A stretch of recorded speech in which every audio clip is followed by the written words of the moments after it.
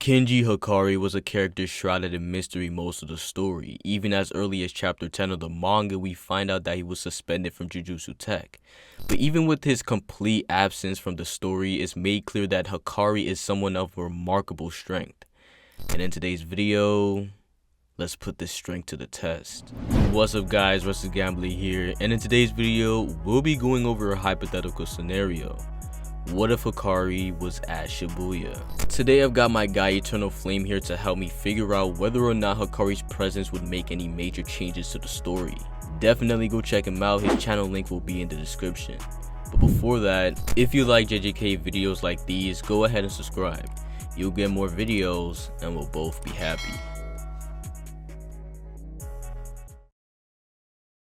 Now up first, before we can even do this video, we need to break down how strong both base form Hakari and Hakari in Jackpot is. In order to talk about how strong base form Hakari is, we need to talk about another character that he directly compares to, which is fully healed Culling Games Yuji. Now in the start of Shibuya, Yuji Itadori is compared to a grade 1 sorcerer, with Ino directly stating that Yuji's punching power is on par with that of Nanami's, as well as Mei directly comparing him to Kusakabe and saying that she hasn't seen someone without a curse technique get this strong since Kusakabe, and calling Yuji on par with that of a grade 1. However, the insane thing about all of that is this is only in the start of Shibuya. To add even more context to this, Yuji 2 arcs previous was able to harm Hanami directly, by far and away the most durable of all the disaster curses after landing a Black Flash. He doesn't require a Black Flash though in order to harm Hanami, he's just able to do it through normal physical punches. Now I'm not going to get into how much stronger Yuji got all across Shibuya, just know across Shibuya he got several times stronger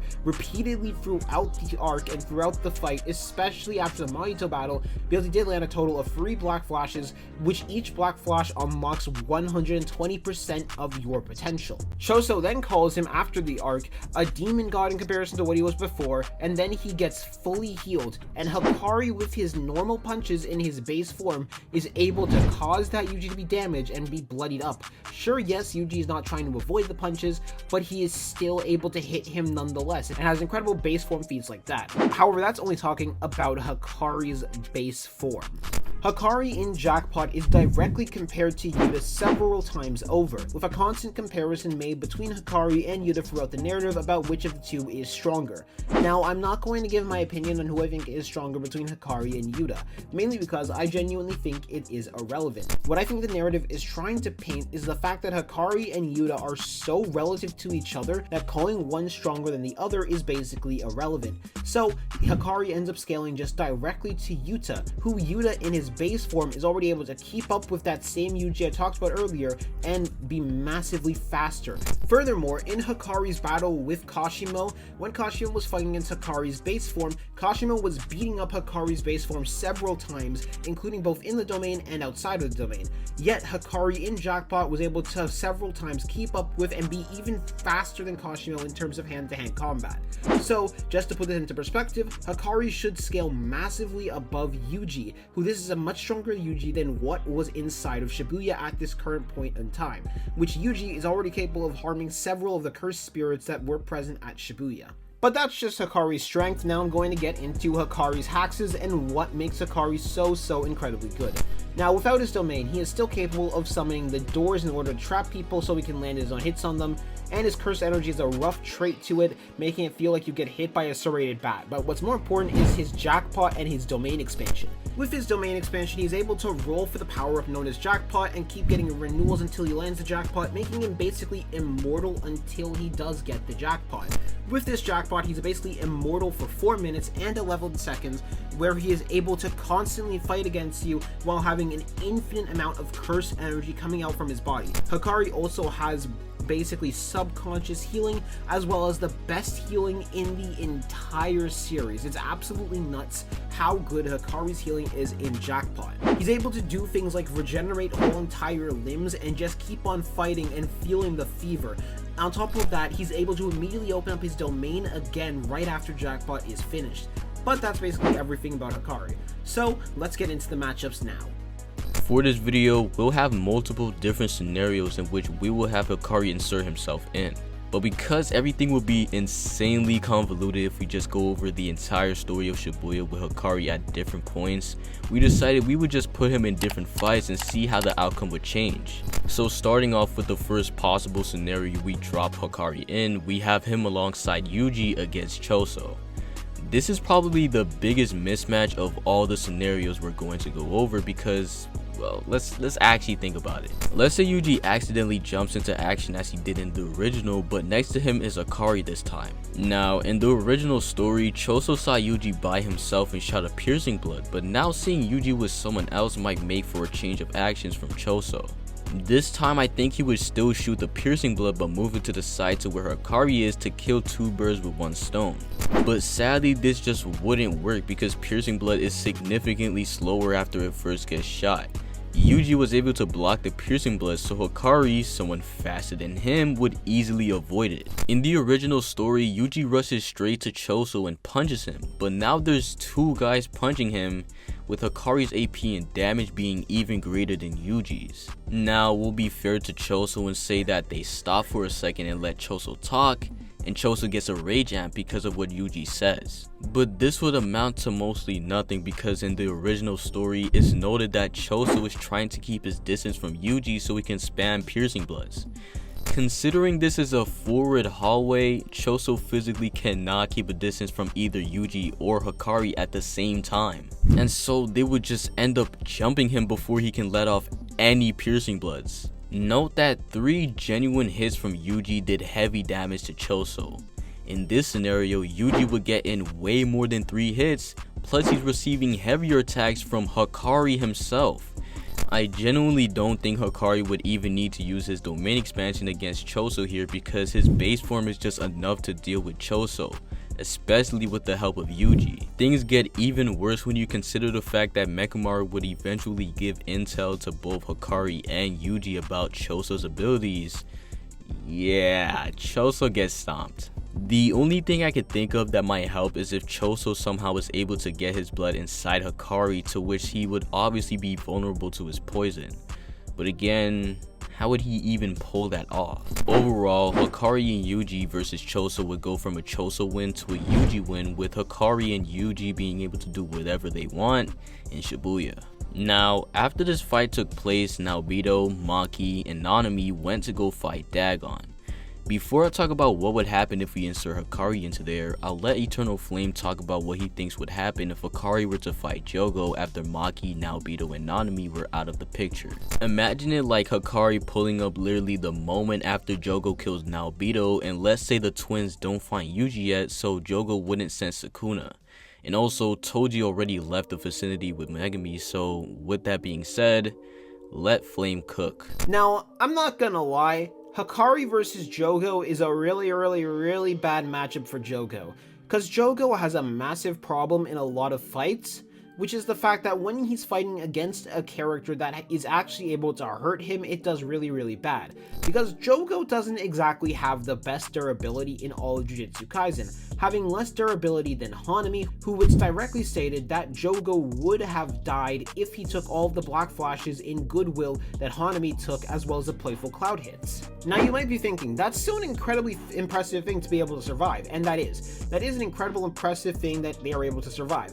However, the important thing behind all of this is the simple fact that while Jogo is durable to survive that means they have less durability than Hanami, who Hanami is able to get hurt by post-Black Flash landing Goodwill Yuji.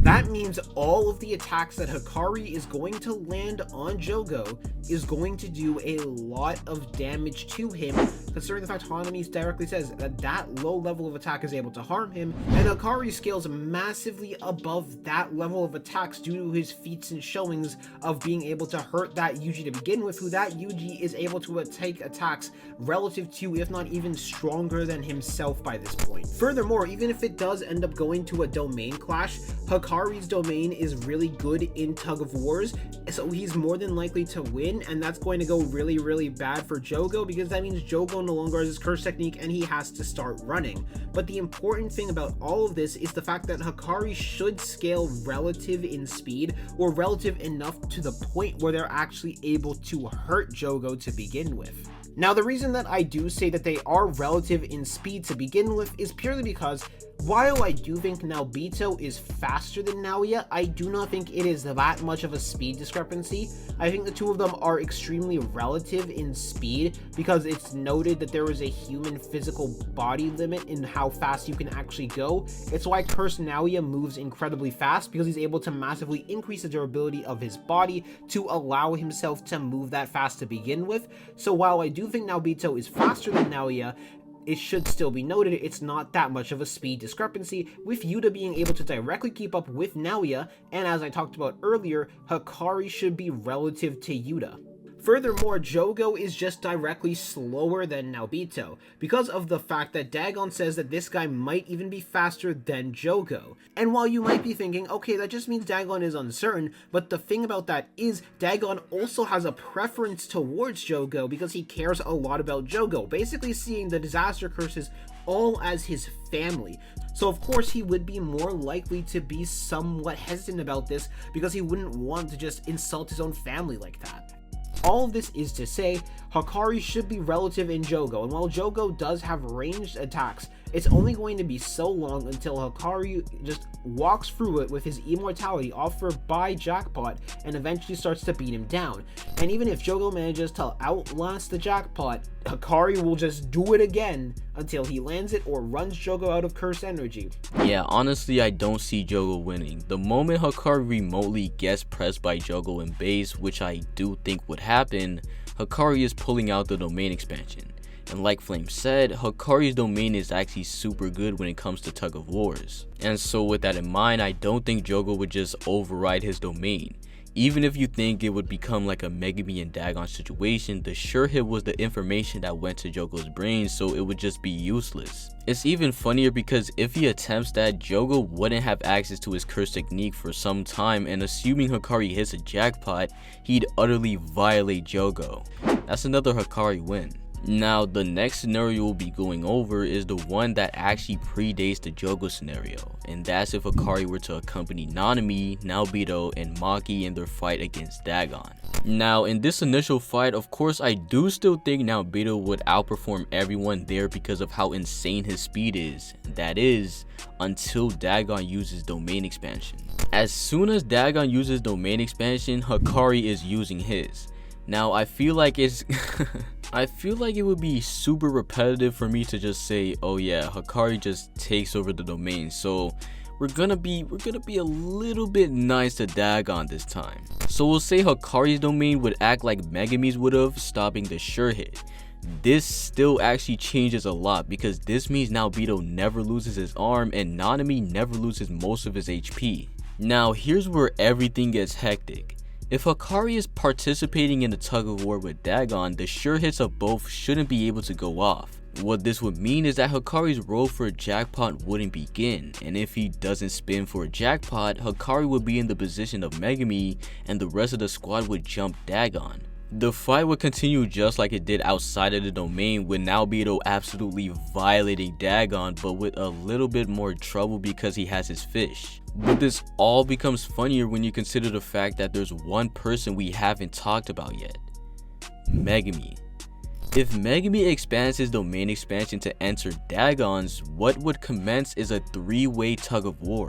Luckily for us, we actually saw what happens when three domains participate in the tug of war. They all collapse. So what we would see is Hakari, Megumi, Naobito, Maki, and Nanami all jump Dagon outside of his domain. And so Dagon would meet his quick demise. Naobito was already giving him work, adding Hakari into the mix would only make it worse. Now of course, for like the 1000th time, this was all under the assumption that Hakari wouldn't just overtake Dagon's domain. If we actually give Hakari the win over his domain, which would likely happen under normal circumstances, Dagon is genuinely cooked.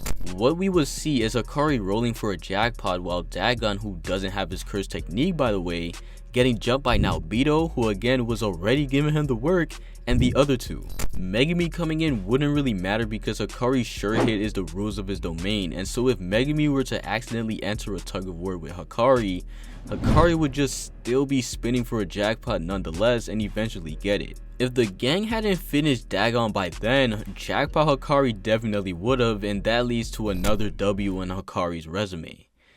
But what the gang wasn't ready for was the one who left it all behind and his overwhelming intensity. Now that Dagon is exercised, Toji would target Hakari rather than Megumi.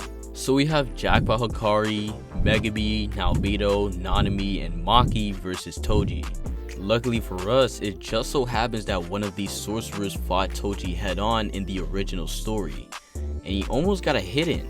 Now, Megumi is definitely a skilled fighter to be able to even fathom hitting Toji. But imagine those thoughts along with two other seasoned grade 1s with tons and tons more experience than him and a special grade level combatant with him. That would be super hard for Toji to beat with just pure physical prowess. And so even without Megumi's help, Hakari should be fighting on par with Toji, but with the help of the other sorcerers, a plan would come about and Toji would just fall victim to the sorcerers. Hakari, being the heaviest hitter of the group, would be the one Megumi and the others would be most likely to compete with Toji. Toji massively outscales Maki, Nanami, and Megumi in speed and almost directly scales above Naobito. I say this because Maki, when she becomes fully realized, reached speeds so insanely high that Naoya, who's implied to be faster than Naobito with his newly cursed spirit body, couldn't even touch her. This Maki is equal to Toji, and so Naobito, again under normal circumstances, wouldn't be able to even touch him. I do think Jackpot Hakari, however, is fast enough to keep up with Toji, mostly because of his feats reacting to lightning. To put it into more simpler terms, Megumi, who was getting absolutely blitzed by Toji, was able to almost impale him with a plan he came up with on the spot. Replace Megumi with someone who already is fast enough to keep up with Toji, and I don't see Toji winning. You can call this glazing all you want, but this smelly deadbeat dad isn't getting the dub over the restless gambler. Add another win to the list. There is one more scenario to go over, the best fight in all of JJK, Yuji and Todo versus Mahito. Of course, this time we're inserting Hakari into there. I'll let Flame cook that up because this is a matchup I want to do on a separate time.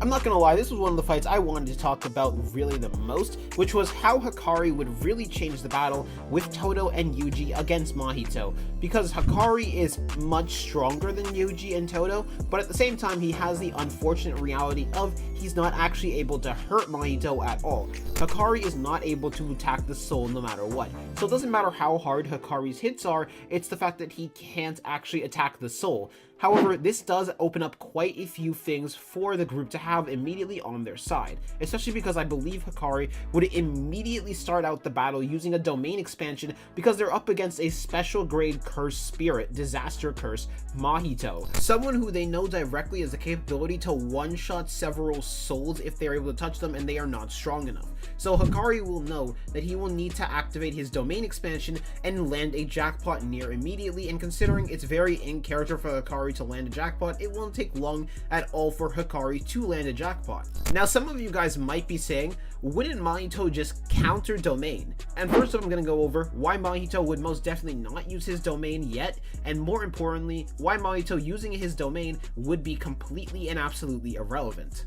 Up first, the reason why I don't think that Mahito would even use his domain in character is because he knows Yuji is currently present. So assuming he even somehow manages to win the domain clash, there was a very good chance Sukuna would just shut that down immediately. So Mahito would probably not want to take that risk, especially upon finding out what Hakari's domain does, how it functions, which he'd find out pretty fast because Hakari's domain is even faster than Mahito's 0.2 second domain expansion. However, even if Mahito did use his domain, he would immediately lose, like really badly. Hakari has a much more refined domain than Mahito does. On top of that, Hakari's domain is much better in tug of war clashes in exchange for him not having a sure hit that kills or does any damage to people and having a sure hit that only explains the rules to people. His domain, it does much better in tug of war battles. So it is much more likely that Hakari would end up winning the tug of war and end up getting a jackpot, which is the worst case scenario for Mahito, because that means Mahito's domain gets overpowered completely, and Mahito's curse technique is no longer active. So all 3 of the people can damage Mahito to begin with, and Mahito kind of gets stomped from that point onward, because he no longer has his curse technique cheese.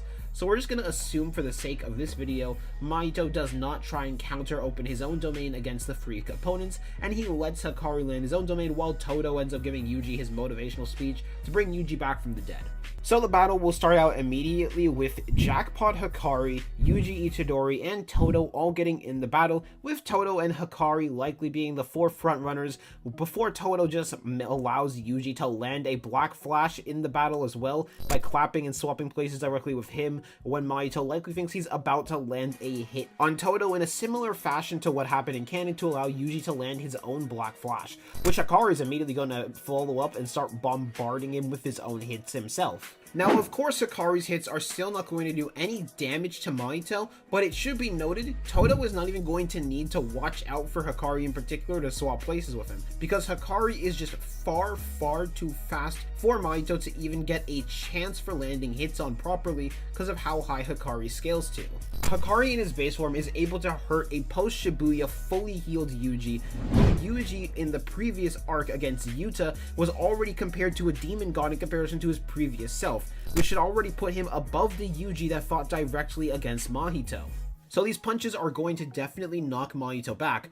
Furthermore, Todo, who was already overwhelming Mahito with Yuji in the original fight, is also going to be there, clapping repeatedly, swapping places with Yuji, and making even more pressure to allow Yuji to get more and more hits in to eventually put Mahito down. I can see it being likely Mahito tries to use his 0.2 second domain expansion even faster than he does in canon, but even then that doesn't really matter. The way that Nanami was able to resist against Mahito's idol transfiguration was because his massive amount of curse energy and curse energy mastery allowed him to subconsciously make some of his curse energy defend against idol transfiguration, making it so Mahito would require more than 1 touch.